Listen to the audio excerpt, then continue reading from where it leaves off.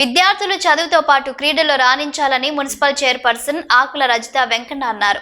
హుస్నాబాద్ పట్టణంలోని బాలురా హై స్కూల్లో అండర్-14, అండర్-17 బాలబాలికలకు మండల స్థాయి టోర్నమెంట్ను మున్సిపల్ చైర్పర్సన్ ఆకుల రజిత వెంకన్న ప్రారంభించారు.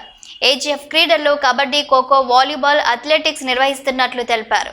విద్యార్థులు క్రీడల్లో రాణించాలని కోరారు. ఈ కార్యక్రమంలో CI Srinivas, municipal vice chairperson Ailana Anitha, MEO Desh Reddy, TPCC member KDM Lingamurthy, మాజీ MPTC Hasan, HM Vasudevareddy, PD Srinivas, PT Satyanarayana Reddy, Malikireddy Mohan Reddy, ఉపాధ్యాయులు, విద్యార్థులు తదితరులు పాల్గొన్నారు. ఏది వెనుకడుగు వేసినా కూడా ఫిజికల్ యాక్టివిటీ అనేది వెనుకడుగు వేయద్దు.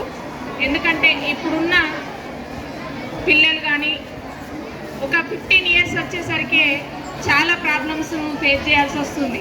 ఫిజికల్ యాక్టివిటీ లేకపోవడం వల్ల థైరాయిడ్ కానీ, హార్మోన్స్ ఇంబ్యాలెన్స్ కానివ్వండి, మరి పై చదువులకు 15 ఇయర్స్ అయిపోతుంది, ఇంటర్ స్టేజ్కి వెళ్తారు.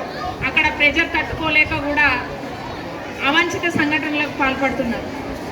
మరి ఇంకా ఇంజనీరింగ్ పోయేసరికి ఇంకా చాలామంది పిల్లలు కూడా ఇంకా ఎదుర్కోవాల్సి వస్తుంది. దానికి మూల కారణం ఫిజికల్ యాక్టివిటీ లేకపోవడం అనేది ఈ మధ్య అధ్యయనంలో చాలా వరకు తేలుతుంది.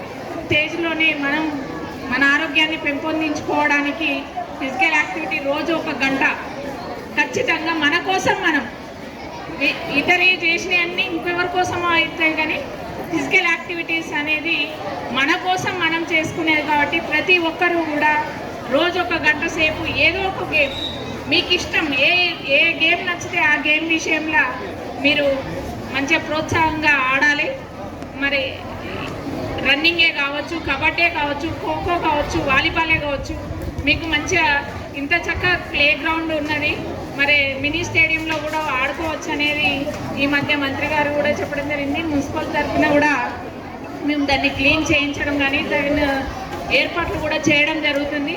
కావున పిల్లలందరూ కూడా ఫిజికల్ స్ట్రెంగ్త్ పెంచుకోవడం కోసం ఒక చదివే కాదు, క్లాస్ రూమే కాదు, మరి ప్లే గ్రౌండ్ని యూజ్ చేసుకున్నట్లయితేనే వాళ్ళ స్నేహపూర్వక భావం పెరుగుతుంది, క్రీడా స్ఫూర్తి పెరుగుతుంది.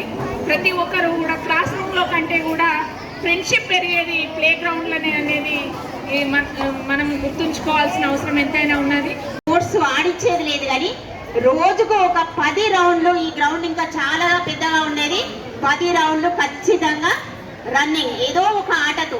మాకెవరు కబడ్డీ, ఖోఖో, మా ఇష్టం ఉన్న ఆటలు మేము ఆ రోజు ఆడాం కాబట్టి ఈరోజు నిజంగా హెల్తీగా ఉన్నాము. ఇంతకుముందు మీ సార్ చెప్పారు, అంతర్జాతీయ స్థాయిలో ఒక క్రీడాకారుడు ఉన్నారని. అంతర్జాతీయ స్థాయికి అందరూ పోలేకపోవచ్చు, కానీ మన వేదిక మీదనే ఆసీనులై వాలీబాల్ అంటూ హసన్ భాయ్ గారు ఉన్నారు. వీరు కూడా మనకొక నిదర్శనం. కాబట్టి ఒంటిని ఎప్పుడు కష్టపెట్టండి, మీరు సుఖపడండి. అలాగే మీరు సుఖపడాలంటే దీనిని కష్టపెట్టాలి. బాడీని కష్టపెట్టకుండా ఏమవుతుంది, తర్వాత మనం సమస్యలు ఎదుర్కోవస్తుంది.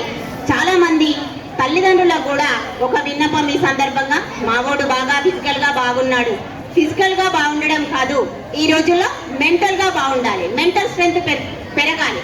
ముఖ్యంగా కేవలం క్రీడలు మాత్రమే వినిపించే ఒకే ఒక పదం స్పోర్టివ్నెస్, క్రీడా స్ఫూర్తి. ఆ పదం ఇంకెక్కడా వినపడదు. ఆ పదాన్ని అన్ని రంగాల్లో వాడుకుంటారు. అంటే క్రీడలు ఎంత గొప్పవో మీకు అర్థం కావాలి. అందరూ పిల్లలు విధిగా రోజు మార్నింగ్ ఏదో ఒక ఆటనే కావచ్చు, జాగింగే కావచ్చు, వాకింగే కావచ్చు, యోగా కావచ్చు, రన్నింగే కావచ్చు, మొత్తానికి మీ జీవితంలో మీ లైఫ్ టైంలో రోజు డైలీ 1 అవర్ ఎక్సర్సైజ్ కోసం మీరు కనుక కేటాయిస్తే ఏ ఆట ఆడినా ప్రైజ్ లెవెలే. ప్రైజ్ ఇంపార్టెంట్ కాదు, పార్టిసిపేషన్ ఇంపార్టెంట్. ముఖ్యంగా అంతర్జాతీయ స్థాయికి పోకపోయినా ఆరోగ్యంగా ఆనందంగా ఉంటాము. ప్రతి ఒక్కరూ మంచిగా ఆడండి. ప్రైజ్లు వచ్చిన వారికి ఆల్ ది బెస్ట్, ప్రైజులు రాని వారికి మళ్ళీ నెక్స్ట్ ఆల్ ది బెస్ట్ చెప్పండి. ఓవర్లాప్ చేయకుండా మనం మన ఎడ్యుకేషన్ స్పెండ్ చేయాల్సి ఉంటుంది. దేన్ని ఓవర్లాప్ చేయదు. చదివే టైంలో ఆడొద్దు, ఆడే టైంలో చదవద్దు. రెండింటికి సమప్రాధాన్యం ఇస్తూ మనం ముందుకు వెళ్ళాల్సి ఉంటుంది.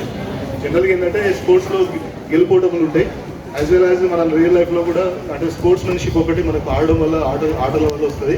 మన రియల్ లైఫ్లో ఏమైనా ఇబ్బందులు ఎదురైనా, ఏమైనా ఏమన్నా ఒడిదుడుకులు వచ్చినా సరే అంటే ఆ స్పోర్ట్స్మెన్షిప్ అనేది మనకు లైఫ్లో కూడా రియల్ లైఫ్లో కూడా బాగా పనిచేస్తుంది.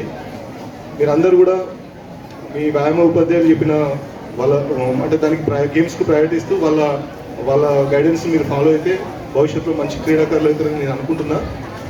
నాకు ఈ అవకాశం ఇచ్చిన అందరూ కూడా సమిష్టి దృష్టితోటే ఇంత పెద్ద ఎత్తున కార్యక్రమం నిర్వహించుకునే విషయాన్ని అందరూ గమనించవలసిన ఆరోగ్యంగా ఉంటాడో చదువులో కూడా మరి మంచి స్థాయిలో ఉండడానికి అవకాశం ఉంటుంది. ఆ విషయాన్ని అందరూ విద్యార్థులు గమనించాలని తెలియజేస్తున్నాను. ఆరోగ్యమే మహాభాగ్యం అని చెప్పినారు. మరి ఆరోగ్యంగా ఉన్నప్పుడే మరి అందరం కూడా చదువు కూడా చక్కగా అప్పడానికి అవకాశం ఉంటుంది.